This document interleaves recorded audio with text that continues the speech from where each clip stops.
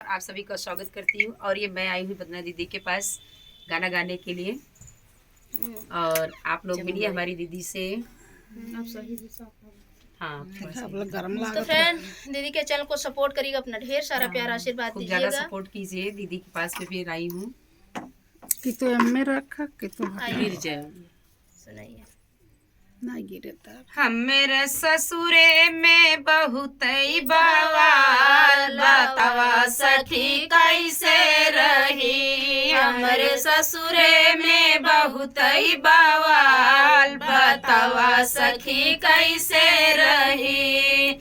सासू से कहीं नौकरानी लगवाई दा, सासू से कहीं नौकरानी लगवाई दा, सासू से कहीं नौकरानी लगवाई दा। वो तो कहीं होई पैसा खराब, बतावा सखी कैसे रही। वो तो कहीं होई पैसा खराब, बतावा सखी कैसे रही। मोरे ससुरे में बहुत बवाल, बतावा सखी कैसे रही। जेठनी से कही कि खाना बनवाइला, जेठनी से कही कि खाना बनवाइला, जेठनी से कही कि खाना बनवाइला। वो तो कहीं मोर मुड़वई पीरान, बतावा सखी कैसे रही। वो तो कहीं मोर मुड़वई पीरान, बतावा सखी कैसे रही। मोरे ससुरे में बहुत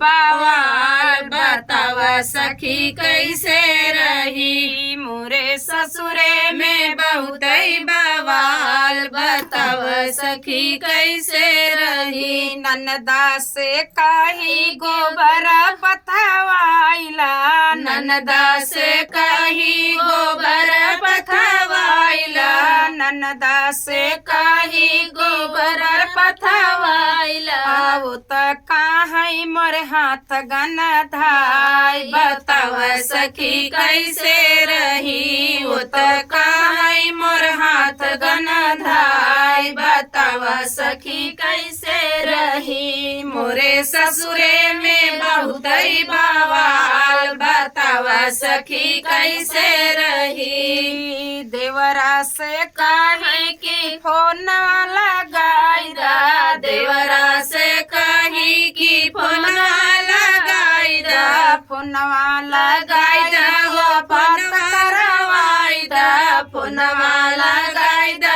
हो बात करवाई दा। वो तो कहीं मोबाइल स्विच ऑफ, बतावा सखी कैसे रही। वो तो कहीं मोबाइल स्विच ऑफ, बतावा सखी कैसे रही। मोरे ससुरे में बहुत बवाल, बतावा सखी कैसे रही। मोरे तो फ्रेंड ये गीत कैसा लगा कमेंट बॉक्स में आप सब जरूर से जरूर बताइएगा और फुलवाच करके सुनिएगा।